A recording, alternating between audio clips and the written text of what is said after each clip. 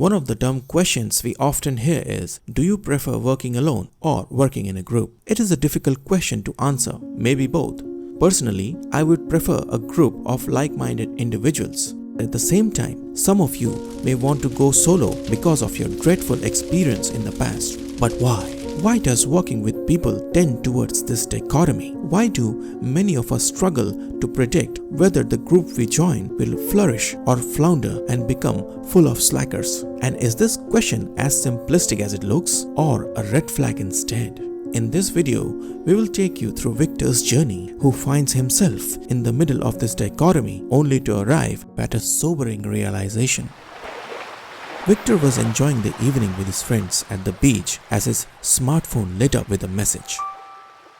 Victor, I cannot be a part of something where people have learned to act like a Marvel ensemble just for the sake of projecting their usefulness when there is no Chitauri or Thanos to be defeated. It is hard to part ways, but I cannot help.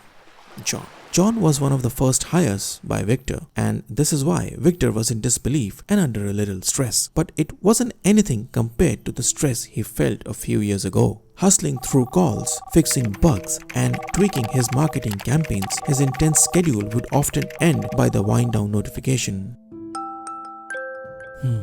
Another day just slipped through my fingers, yet the spreadsheet for clients still remains empty, thought Victor as he let his body loose after a tiring day. He reflected back on the feeling of a sought-after teammate for his ideas and leadership skills during his college days, not to forget his cycling victories that made him quite a chick magnet. He loved working with teams and enjoyed competing as well. Back then, things just happened for him until he started his 9-to-5 life.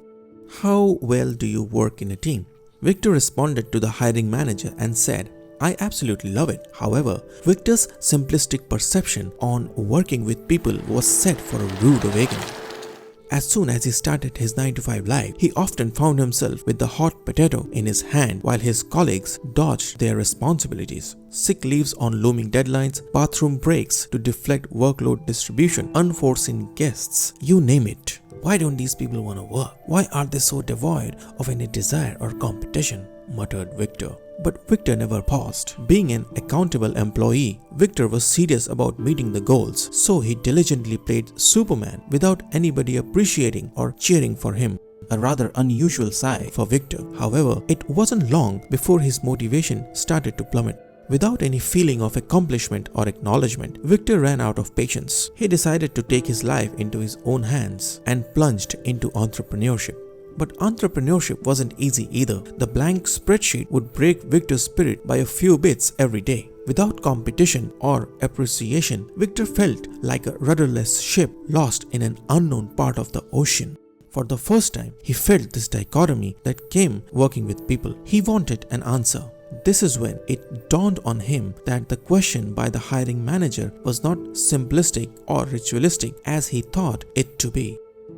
According to psychology, group activities can lead into two directions. The one with positive experience and outcome is called social facilitation, while the other with negative experience is called social loafing. Social facilitation is defined as a phenomenon where the presence of others can boost your performance. The phenomenon was first demonstrated by American psychologist Norman Triplet of Indiana University. Triplet found that cyclists who trained alongside other cyclists fared better compared to beating their personal best. The reason Victor felt accomplished was because cycling led to the feeling of social facilitation that made him perform better. Later in 1924, the term social facilitation was coined by Floyd H. Allport. He said each participant was motivated by the sights and sounds made by other participants who were competing alongside. Not only that, even the onlookers have a drastic impact on the performance of a participant, thus making two contributing forces of the phenomenon, the co-action effect and the audience effect. Brainstorming is no different. Similar to Victor, who is adept at cycling, someone with subject matter expertise often contributes a lot to a brainstorming session. An audience listening, appreciating, and prioritizing your ideas over other members is nothing but the co-action and audience effect boosting the performance. But what happens if you are not a pro like Victor? and the task is mostly unfamiliar. Triplet created this condition by simply replacing cycling with fishing. It was an unfamiliar skill to many participants. Fishing is less discreet and needs more skills than cycling. To his surprise, the social facilitation in this case did not work in the same way it did for cycling. Only half of the participants were positively influenced by social facilitation and performed better, while half of them either performed badly or at the same intensity they would perform the task alone.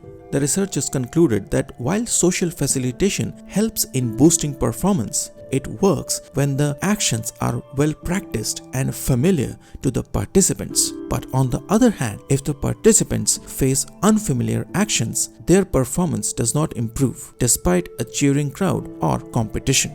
In fact, their performance decline because their poor skills make them feel like they are being watched by other people. Make note that every participant in the experiment got the same unfamiliar task, fishing. But what happens if a team of participants is given multiple unfamiliar tasks that contribute to a collective goal? Even worse outcomes, similar to what happens in offices. In such situations, the teammates are uncertain of the effort needed for the task.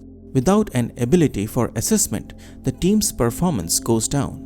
Additionally, each member assumes that the other member is working, which collectively gives everyone the chance to slack and dodge responsibilities. This is what we call social loafing, a phenomenon where members tend to exert less effort working in a group than they do working alone.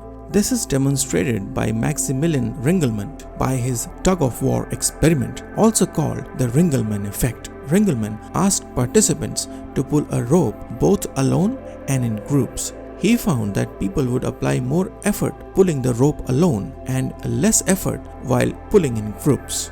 The behavioral reason behind the phenomenon is a decline in individual motivation with increasing team size. However, a technical explanation attributes the effect to a lack of coordination among team members. That is, if half of the members are pulling at any time, half of them may be catching their breath to be able to start pulling again, leading to a decrease in overall effort. Team dynamics in an office follow more or less the same patterns. There could be a lot of rework due to order of tasks, coordination, personal rapport, and so much more. The result is a large number of slackers with a few victors. This raises the question, how should we deal with this dichotomy of working in groups? Is social loafing inevitable? And do the pros of working in a group are outweighed by the cons? Definitely not. Our collective efforts as a race, coupled with individual intelligence, have achieved impossible feats. However, such group efforts are uncommon. They exist due to a rare and delicate balance between passion and financial gain. Also, they are hardly perpetual. I mean, just think of SpaceX's reusable launch technology. The team that developed the technology was likely engaged to their bones without any gap for social loafing. But most companies are not innovative, inventive, or creative, unlike Apple, Google, Netflix, or SpaceX. Their goals originate solely from money, making way for slackers and a few victors. I'm sure Victor is not alone. A majority of us have also answered the same question and got ourselves stuck with a bad group or a team. And because of financial compulsion and unfamiliar actions, we have no power but to play into the hands of this dichotomy.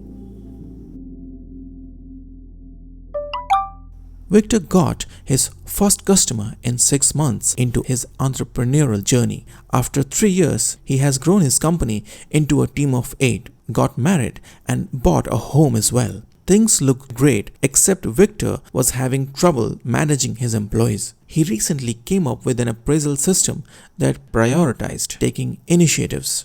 Victor was seeing a surge in sales, but underneath that growth lied a truth that Victor never saw coming until today.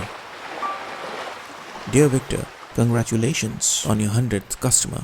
I am writing to let you know that I cannot be a part of something where people have learned to act like a Marvel ensemble just for the sake of projecting their usefulness. The truth is, our emphasis on taking initiative is drowning the team in action bias, which is affecting our coordination and sales. It is hard for me to course correct everything all the time and be hated in return. I miss the initial days when I used to feel that I was making a difference. But that feeling is long gone. I have thus decided to resign. John. Victor took no offense but kept staring at the screen for some time. He distanced himself from the group and strolled towards the ocean. Ankle deep, the waves gently crashed against his feet. With an ironic smile, he watched the sun go down and the day turn into the night. A night which, despite its darkness, brought a sense of completion in his life. Victor felt peaceful, much like a weary traveler who had just lost his luggage without any motivation to find it again.